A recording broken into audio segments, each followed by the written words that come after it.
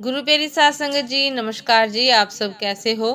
आशा करती हूँ बाबा जी के श्री चरणों में अरदास करती हूँ कि मालिक की कृपा से आप सब बहुत खुश होंगे, मौज बहार में होंगे और अवश्य ही भजन सिमरन में होंगे। साध संगत जी, मैं हाजिर हूँ आज आप सभी से एक बहुत ही खूबसूरत साखी साझा करने के लिए। उम्मीद करती हूँ ये साखी आप सभी को बहुत पसंद आएगी। तो साध संगत जी, चलिए आइए समय ना गवाते हुए शुरू करते हैं। साध संगत जी, एक गरीब ब्राह्मण अपने खेत में बहुत मेहनत करता था। एक दिन वह थक कर एक पेड़ के नीचे आराम कर रहा था। तभी उसे एक बिल के अंदर से एक नाग निकलता दिखाई दिया। ब्राह्मण ने सोचा, मुझे इस नाग की रोज पूजा करनी चाहिए।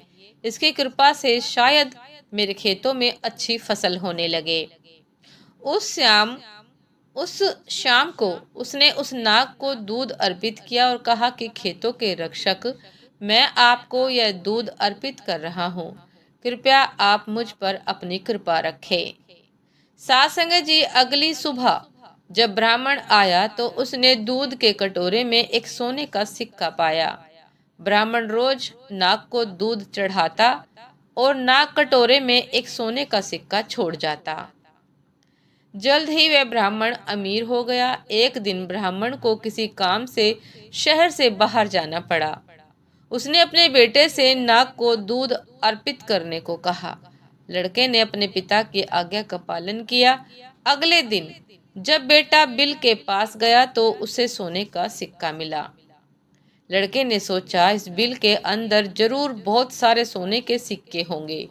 क्यों ना मैं नाग को मारकर सारे सोने के सिक्के निकाल लूं। साध संगत जी, उस शाम को उसने सांप को लाठी से मारने की कोशिश की। नाग को गुस्सा आ गया और उसने लड़के को डस लिया। नाग के जहर से लड़का मर गया।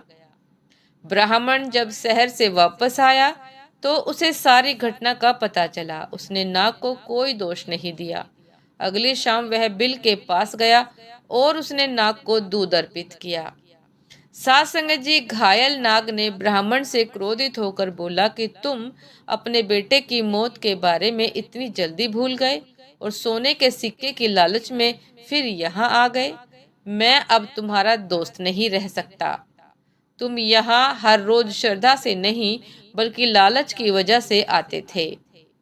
साध संगत जी, नाग ने ब्राह्मण को एक हीरा दिया और दोबारा वहां आने से मना कर दिया। साध संगत जी, मन के गहरे घाव कभी नहीं भरते। इसीलिए साध संगत जी, हमें कभी भी किसी के मन को ठेस नहीं पहुंचानी चाहिए। हमेशा कोशिश करनी चाहिए कि हमारे मन वचन कर्म से किसी का हृदय घायल ना हो, किसी के हृदय को ठेस ना पहुंचे। उम्मीद करती हूँ साध संगत जी के साखी आप सभी को बहुत अच्छी लगी होगी। यदि पसंद आए साध संगत जी तो लाइक कमेंट शेयर करना ना भूलिएगा। चैनल पर जो भी नए हैं कृपा करके सब्सक्राइब कर लीजिएगा ताकि चैनल पर मिलने वाली सभी शब्द साखियों की अपडेट आप सभी को समय पर मिलती रहे। साथ संगत जी, आप हमें इंस्टाग्राम पर भी फॉलो कर सकते हैं। इंस्टाग्राम का लिंक डिस्क्रिप्शन बॉक्स में दिया गया है। तो साथ संगत जी, दासी को भी आज्ञा दीजिए। आपसे फिर मुलाकात होती है एक नए शब्द साखी के साथ, एक नए विचार के साथ। तब तक के लिए नमस्कार जी। सदा खुश रहिए, मुस्कुराते रहिए, भजन सिमरन अवश्य करते रहिए।